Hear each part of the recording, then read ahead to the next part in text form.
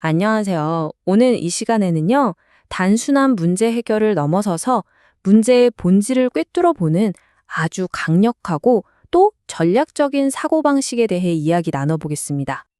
자, 우선 이 핵심적인 차이점부터 한번 짚고 넘어가 볼까요? 우리는 과연 기존의 것을 완벽하게 다듬는 재생적 사고에 머물러 있을까요? 아니면 아예 새로운 판을 짜는 생산적 사고로 나아가고 있을까요?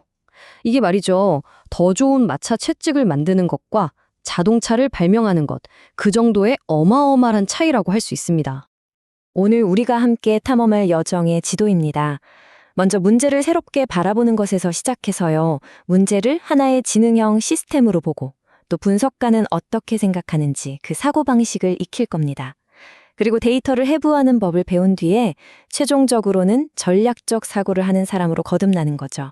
마치 복잡한 사건 현장에서 단서를 찾아내는 명탐정처럼 생각하는 법. 지금부터 시작해 보겠습니다.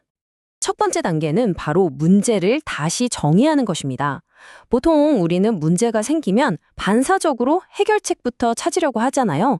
하지만 진짜 전략가는요, 한 걸음 뒤로 물러서서 그 문제 자체를 귀중한 정보의 원천으로 보고 깊이 파고듭니다. 즉각적인 반응이 아니라 차분한 분석에서 모든 게 시작되는 거죠. 자, 두 번째 단계로 넘어가 보겠습니다. 여기서부터 정말 중요합니다. 문제를요, 하나의 지능형 시스템으로 보는 거예요. 마치 정교하게 짜인 하나의 사건 현장처럼 말이죠. 여기서 첫 번째로 아주 중요한 관점의 전환이 일어나는 겁니다. 문제는 더 이상 따로따로 떨어진 과제들의 목록이 아니라 모든 것이 서로 연결된 하나의 유기체라는 것, 바로 이겁니다. 이 모든 문제라는 시스템은요, 딱 세 가지 핵심 요소로 이루어져 있습니다. 첫째, 시스템의 가장 기본 단위인 구성 요소들이 있고요. 둘째, 이 요소들이 서로 어떻게 연결되어 있는지, 즉 상호 연결성이 있습니다. 그리고 마지막으로 도대체 이 시스템이 왜 존재하는가 하는 궁극적인 목적이 있는 거죠. 이렇게 문제를 시스템으로 바라보기 시작하면 우리에게 세 가지 아주 강력한 전략적 이점이 생깁니다. 우선 숲 전체를 보면서 거시적인 패턴을 읽을 수 있게 되고요. 미래를 예측하는 힘이 강해집니다. 그리고 가장 중요한 게 뭔지 아니까 노력을 딱 필요한 곳에만 집중해서 해결의 효율성을 극대화할 수 있게 되는 거죠. 좋습니다. 이제 문제를 시스템으로 보게 됐어요. 그런데 이 복잡한 시스템을 도대체 어떻게 파고들어야 할까요? 데이터의 바다에서 길을 잃지 않으려면요? 바로 여기서 세 번째 단계, 분석가의 사고방식이 등장합니다. 네, 바로 이 질문. 그래서 이 시스템을 어떻게 조사할 것인가? 이 질문이 바로 모든 위대한 분석가와 탐정들이 사용하는 핵심적인 방법론으로 우리를 이끌어줍니다. 셜록 홈즈가 이런 말을 했죠. 논리가 뛰어난 사람은 물 한 방울만 보고도 대서양이나 나이아가라 폭포의 존재를 추론할 수 있다. 이게 무슨 뜻이겠어요? 핵심은 모든 단서를 다 모으는 게 아니라는 겁니다. 몇 가지 강력한 관찰만으로도 전체 그림을 그려낼 수 있다는 거죠. 이게 바로 가설 기반 접근법입니다. 아주 강력한 도구인데요. 깊이 분석하기 전에 먼저 아마 답은 이걸 거야 하는 잠정적인 결론, 즉 가설을 세우는 겁니다. 이렇게 하면 조사의 방향이 명확해지고 불필요한 데 시간을 낭비하지 않게 되죠. 가설은 문제의 근본 원인이 뭘까? 아니면 어떤 해결책이 좋을까? 또는 미래 전략은 어떻게 짜야 할까? 이런 것들을 겨냥할 수 있어요. 예를 들어서 제품 매출이 떨어졌을 때 이 표에서 보시는 것처럼 소비자들 취향이 변해서 그런 거 아닐까? 하는 식으로 문제의 본질에 대한 가설을 세우면 분석의 방향이 아주 명확해지죠. 그리고 중요한 건요, 가설은 한 번 세우고 끝나는 게 아니에요. 살아있는 생물처럼 계속 진화하거든요. 처음엔 간단한 정보로 초기 가설을 세우고, 그걸 데이터나 동료와의 토론으로 검증해보고, 그 결과에 따라서 가설을 더 날카롭게 다듬거나 아예 버리고 새로 만드는 이 순환 과정을 계속 반복하는 겁니다. 자, 이제 네 번째 단계인 데이터 해부입니다. 우리 손에 가설이라는 강력한 나침반이 쥐어졌으니까요. 이제 수많은 소음 속에서 진짜 보물, 즉 신호를 찾아낼 차례입니다. 데이터 분석의 첫 번째 규칙, 그리고 가장 중요한 규칙은 바로 이겁니다.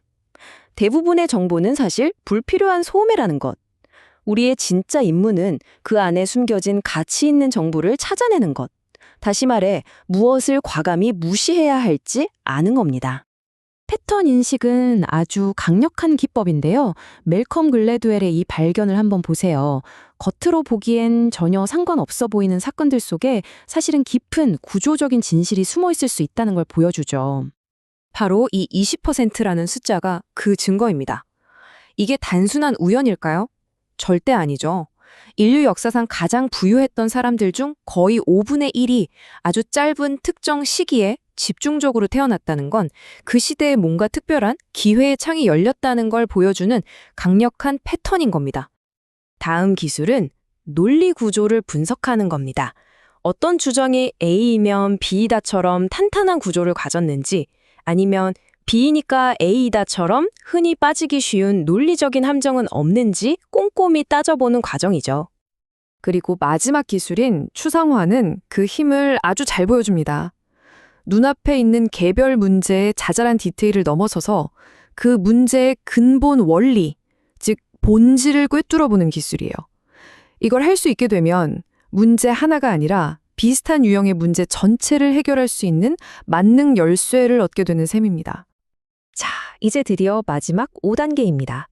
지금까지 우리가 배운 모든 것들을 하나로 모아서 우리가 마주하는 어떤 도전에 대해서든 우리의 접근법을 영구적으로 업그레이드할 수 있는 방법을 한번 살펴보겠습니다. 여러분은 이제 문제에 수동적으로 반응하는 대신 먼저 움직이는 법을 배웠습니다. 또 흩어져 있는 과제들을 보는 대신 전체 시스템을 보는 눈을 갖게 됐죠. 그리고 방대한 데이터 속에서 헤매는 대신 날카로운 가설이라는 무기를 사용하게 됐습니다.